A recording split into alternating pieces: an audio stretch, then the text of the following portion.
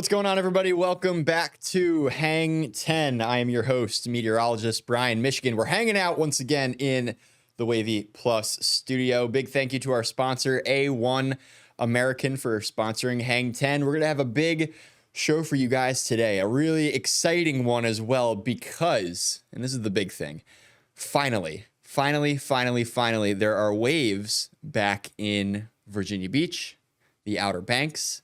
It's been a long time coming because, as everybody knows who surfs probably regularly, this summer hasn't been nice to us. Spring wasn't nice to us. And this past winter certainly wasn't nice to us. I feel like that comes up in kind of a surfer's conversation much of the past couple months. Just, man, really haven't had too many waves in a while. Well, we finally have them. Unfortunately, it came with some pretty rough conditions. The northeasterly wind, which has been plaguing us this entire swell so far this past weekend, and unfortunately, much of the next week looks to be pretty blown out conditions-wise, that northeasterly wind. But I guess we'll take it, right? Northeasterly wind chop. It still can be fun. You can still catch a few waves, have a good time. At least we have the size to our advantage. It's a fun size, good amount of turns going down out there. I was surfing the past couple of days. Coastal Edge Surf Shop, they ran their, I guess, Shoot the Pier contest event, one of their many events that they host in Virginia Beach throughout the year. And I surfed right next to it. Really fun. All the surfers were ripping. The conditions were great. Even though the wind was super onshore, super choppy, there was plenty of waves for the competitors to have fun on. So that was a lot of fun. Good crowd on the beach, too. It was just beautiful weather, too, with kind of cooler conditions, but the sun's still out. So can't ask for much more than that in the beginning of August. So surfed Virginia Beach the first day of the swell. The second day on Sunday, August 3rd, I surfed Croatan. And Croatan was really fun. The one thing I will say about Croatan is most of the time with the swell angle, it kind of bounces up against the rock pile that's out there in the water with the inlet, with the Rudy inlet. It bounces off it in a weird way that it kind of sends this sideways wave across the face. And it kind of eats up a little bit of the power. But here, every now and then, you can kind of get one lucky one that sideways wedge coincides with the incoming wave just enough that it stands it up a little taller, and you get this fun, cool little wedge where you at least get one or two turns off on it with some decent power. So a lot of fun stuff, a lot of fun waves that I was able to catch this weekend. Hopefully everybody else was able to do the same. If not, we still have another week or so of waves here in the beginning of August, kicking off the new month. And this month is big for surfers because it really starts off the more active part of the hurricane season. I would say especially later in the month, and then obviously September is really go time. But we really do look for tropical activity to start to ramp up across the Outer Banks, or excuse me, the Atlantic Ocean, to send waves into the Outer Banks and into Virginia as well. A lot of times we start to see that long period swells start to increase. This past weekend, obviously very short period. And the reason why you have so many waves coming in, it makes the paddle out really tough, is because the waves are at such a short period. So it's one after the other, essentially just because our beaches are in that main fetch. We have that strong onshore wind, and we're in that main fetch. So we're constantly producing swell out into the water. It chops up the surf, and that's why it's so bumpy and sometimes so hard to paddle out. You got to find those groins, those jetties, those rip currents to kind of give you channels out into the water. I actually interviewed Tom Gill, one of the higher ups Virginia Beach Virginia Beach lifeguards. He's essentially the beach captain there, and he's the vice president of the USLA. He's been in his position for many, many years. And this past weekend with the rough surf, they actually had a lot of rescues. But I was interviewing him about ocean safety, and the number one things were that you got to avoid these locations: piers, jetties, and overall deep spots in the water, because that's where those rip currents tend to form. As surfers, rip currents can sometimes be our friend. We can use them to our advantage. Now, is it safe? Not always, but it certainly can give us a little bit of an advantage and save us a lot of time and energy when it comes to paddling out using those rip currents. So I actually saw a lot of people doing that, especially for the contest that Coastal Edge was putting on near the pier. Everybody was paddling out in that channel of fast moving water outward right next to the pier. So saving a lot of time in between heats, saving a lot of energy when you need to be out there and conserving every little bit for maneuvering and trying to get the heat win. So yeah, a lot of things that we're going to be covering in this episode. But first and foremost, we're going to be starting things off with a video that I shot from this past weekend, scoring one of the first swells of the summer. I know it took until August for it to get here, but we are well and truly underway. Again, conditions-wise, it was a little bit messy, but we at least had some size.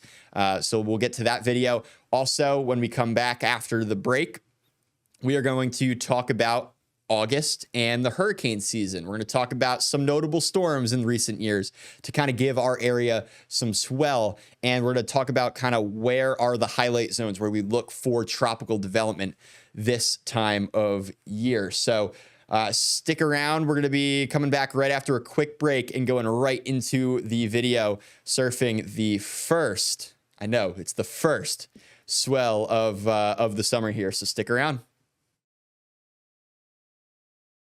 All right, what's going on, everybody? We've got a fun video from surfing this past weekend's swell, August 2nd and August 3rd. Finally, the first swell of the summer. So enjoy it. Got a couple fun turns in. Water still really warm in the low 80s. So I was wearing a wetsuit in part of the video because of the wind, obviously. I was a little bit chilly with the wind being so strong on shore. But otherwise, the water temperature really, really warm, and there's tons of waves to go around. So enjoy it, and hopefully we get some more waves in the next couple of weeks with the hurricane season ramping up. After the break, after this video, we will dive right into hurricane season and what we can expect through the month of August.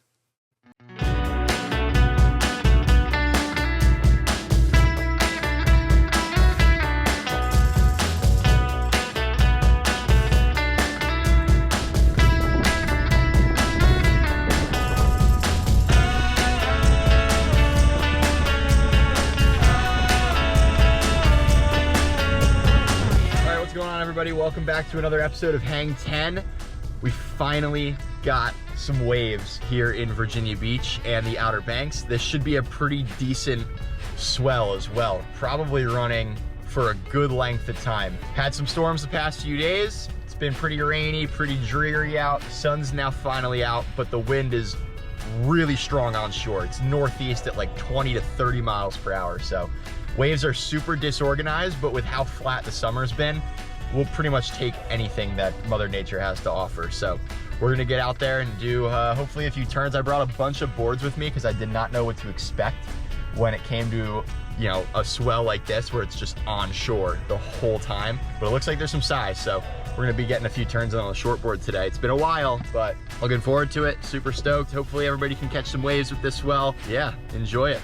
August is here, and hurricane season, the peak of it, is right around the corner, so we'll be getting consistent swells pretty soon. But this seems to be the start, the kickoff of this this new season of swell. So let's do it.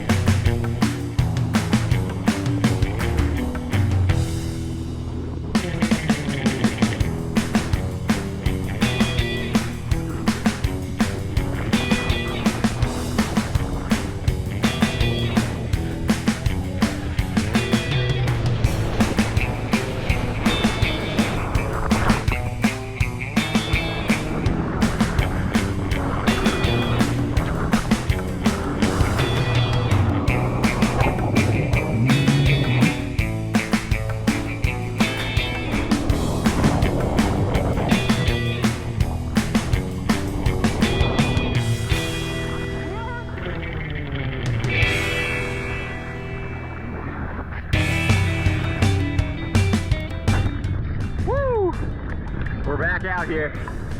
There's a couple bombs. Let's do this.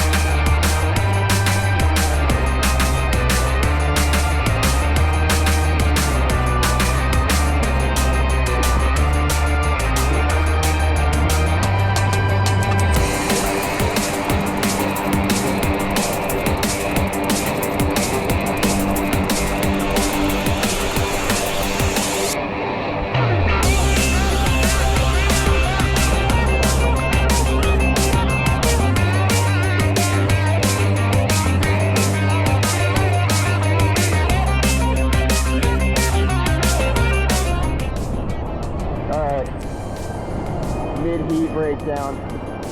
Wind is really strong on shore, but there's a ton of waves. It's just a little bit difficult to find the right one though, because some of them are just peaks. There's not much of a shoulder to them, so you gotta pick and choose, but we're locking in on them.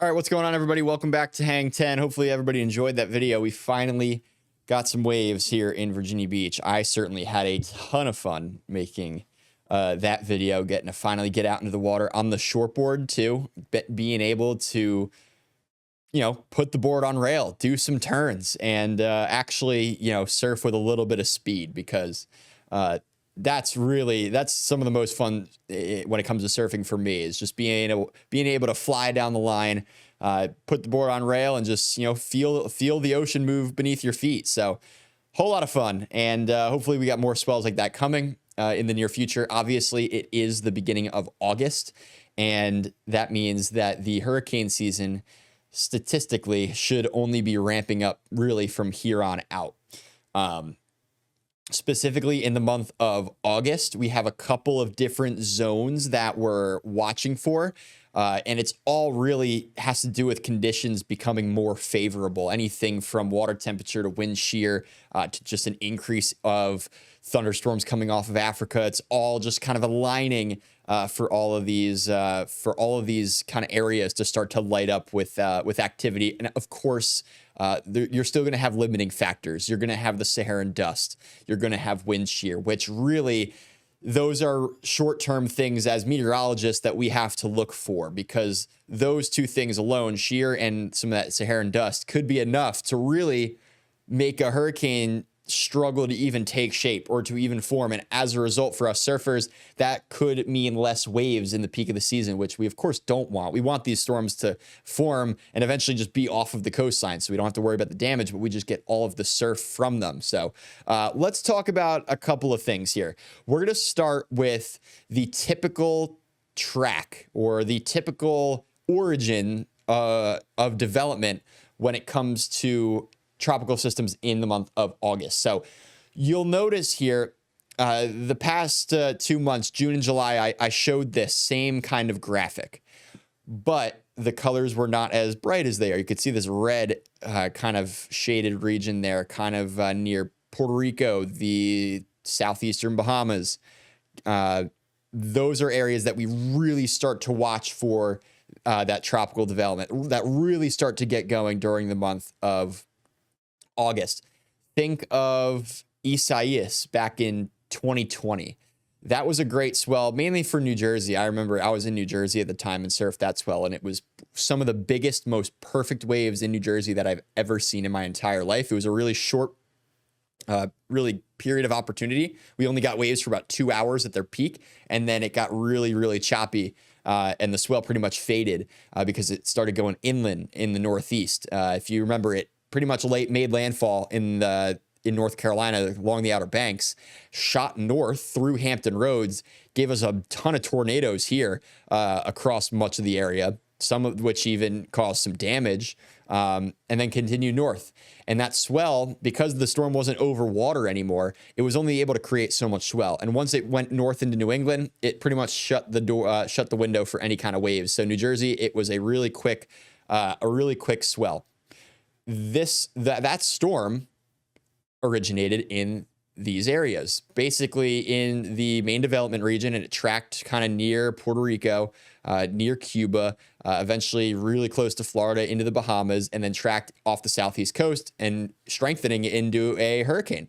Now, it's, again, these areas that we're going to be watching for in August. The water temperature, which we, of course, need those water temperatures to be at least 80 degrees or above. That's kind of the baseline. That 80-degree threshold is what we look for, because we need some sort of evaporation from the ocean up. We need to get that moisture to evaporate and to rise. And as it rises, it condenses and forms clouds, showers, and thunderstorms. We need those thunderstorms to develop, or else we obviously don't have a storm. We also need that low vertical wind shear, which, depending on the year, the ENSO cycle, the El Nino La Nina cycle, can really dictate that throughout a season. Right now, we're kind of in that ENSO neutral phase. We have been kind of hovering there for the entire, kind of summer so far. So there's not one strong signal, but usually in an El Nino season, you tend to get more vertical wind shear. So a change of wind direction and especially speed with height. For hurricanes to develop, you want very weak vertical shear. In El Nino summers, we usually see heightened shear in the tropical Atlantic basin. During a La Nina, which has been really the case for most of the last 5 years, if you think back to the hyperactive 2020 season, that was more of a La Nina. We saw way less wind shear. And as a result, we saw a ton of named storms. 2020 being an extreme example because that was a record-breaking year. The most number of named storms that we ever had on record. So we want that weak vertical shear. We also want reduced Saharan dust, which typically, because of thunderstorms, which, the activity starts to become a little bit more numerous across Africa as we get towards the peak of hurricane season. Depending on the season, you can kind of get, some more dust, some less dust. Our kind of thought process here is that as we go through the next couple of weeks, we should be seeing a little bit less dust, so a little bit less dry air, less limiting factors for tropical development. All of that with the water temperatures rising in the tropical Atlantic basin is why these areas are shaded. It's mainly near the Caribbean and near the East Coast, off the Southeast coast, even the Gulf, really warm this time of year, and it's only getting warmer as the month goes on. That's kind of why we see these areas highlighted for that tropical development. Now, the arrows, that's the typical tracks that we see with systems. We've got to remember the Bermuda High is basically the main steering factor when it comes to this system. So a couple different things have to line up. In August, they finally start to come together so that by the time September comes around, September 10th being the peak of hurricane season, all these things are in order. We hope so, obviously, as surfers. We hope that they stay away from land, but we hope that we get at least the activity. Some notable August hurricanes. Here's one that's in recent memory. Hurricane Irene struck the 27th, 2011 along the Outer Banks, Category 1 storm. Huge swell, maybe a little bit too unsafe for surfing. I remember New Jersey had a window as well where there was a pretty massive swell with clean conditions for a little bit as the storm went north. But that was one of the more recent ones. That one in Isaias, those two I-named storms, which the I-named storm kind of gets a reputation because where they typically fall when it comes to hurricane season, they usually line up right in the peak there. So we'll see if that happens again this year. Hopefully not.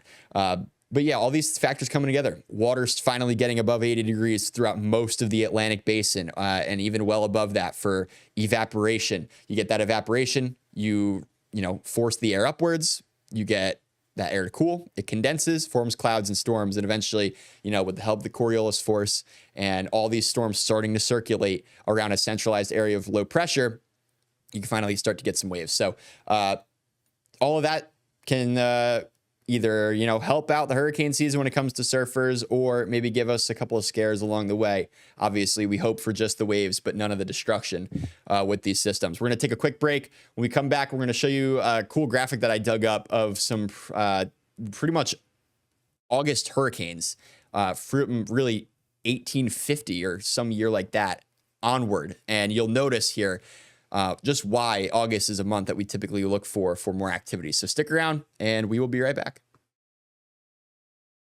All right, what's going on, everybody? We're going to wrap up this episode of Hang 10 talking about some more storms in the month of August. So we're going to show up a quick graphic here that I pulled up. It's a really cool graphic because it really shows with the way the colors are, it really shows a good idea of why the tropical development starts to get more ramped up in August. So here's August hurricanes since, it is 1850.